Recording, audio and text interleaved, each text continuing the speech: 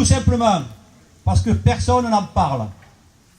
On se contente de faire un grand défilé à Paris, de le fêter par des grands feux d'artifice, et puis un grand silence du pourquoi de la Révolution française a éclaté.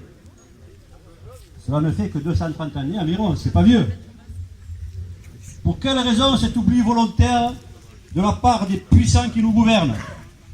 Pourtant, l'on commémore bien le 11 novembre et le 8 mai, les armistices de ces deux grandes guerres mondiales, où l'on relate toutes les atrocités commises, où nos jeunes sont morts pour libérer la France de l'envahisseur nazi.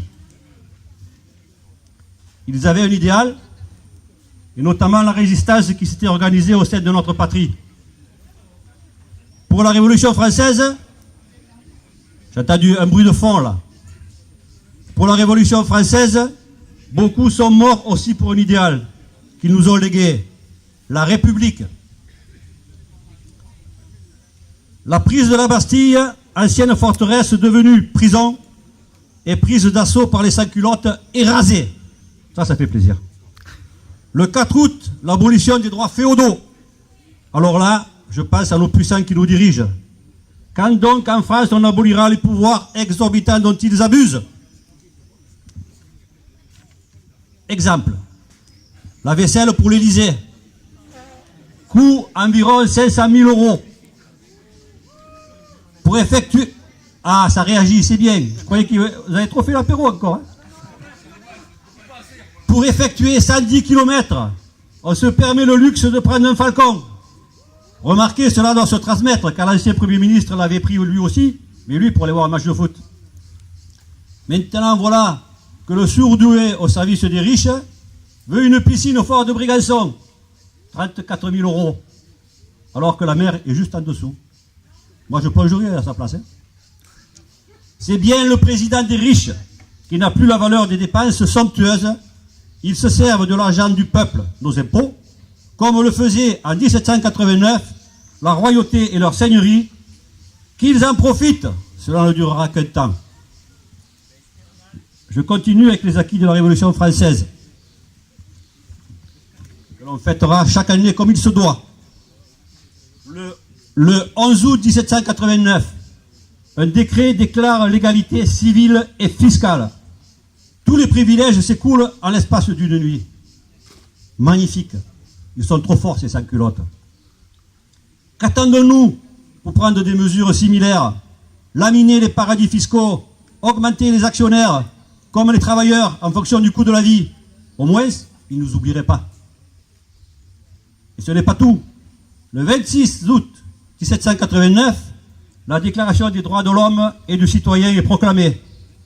Elle établit les droits fondamentaux de l'être humain, la liberté d'opinion, de la presse, des médias aujourd'hui. Parlons-en de la liberté des médias de nos jours.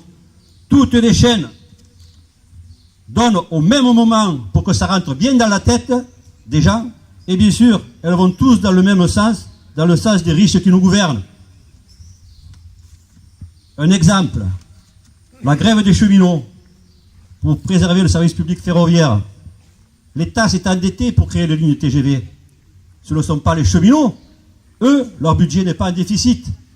Si l'État a payé ces lignes ferroviaires, c'est avec notre argent. Donc les contribuables l'ont déjà payé. Alors pourquoi les médias n'arrêtaient pas de dire que pour rembourser la dette des cheminots, chaque Français devait payer 200 €? On l'avait déjà payé. Il y a un truc que je ne comprends pas là. Voilà un exemple d'une propagande pour déstabiliser auprès de l'opinion le juste combat que mènent les cheminots. Ce n'est pas fini. Les révolutionnaires ont proclamé le droit à la liberté, à la sécurité, à l'égalité de tous devant la loi. Elle est vraiment belle, cette Révolution française. D'ailleurs, beaucoup de pays, par la suite, se sont servis de cette déclaration face aux revendications populaires. La Marseillaise est devenue l'hymne national.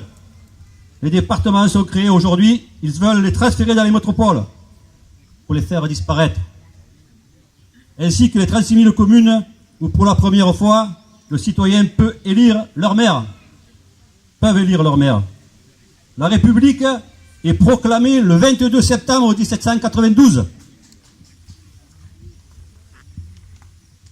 notre chère République que l'on défend et qui représente la liberté, l'égalité et la fraternité. Pour en revenir à la Révolution, la monarchie des pays européens tremble devant tous ces acquis obtenus en France et marche sur Paris avec leurs armées pour renverser notre République. De nos jours, sur le plan européen, on retrouve les mêmes, mais ils sont élus et ils agissent pareil, avec les moyens de notre époque, en imposant 3% de déficit public afin de laminer tous les fonctionnaires. Après, il faudra pour le même service rendu payer. En faisant des traités qui mettent la concurrence entre les peuples européens. C'est une honte.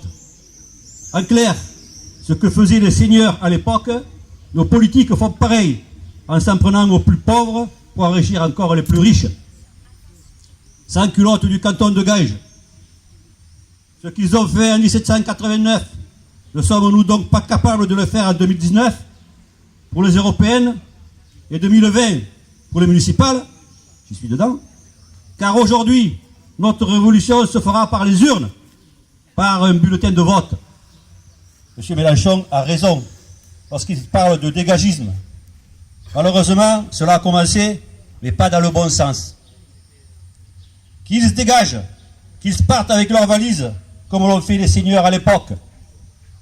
Notre seul espoir, je le redis, c'est le bulletin de vote. Faisons en sorte qu'il nous soit favorable et que l'on arrête toute cette casse sociale comme l'ont fait les sans-culottes. Je compte sur vous. Elle est quand même belle, notre Révolution française. Continuons chaque année à la fêter comme il se doit. Vive la Révolution française, vive la République!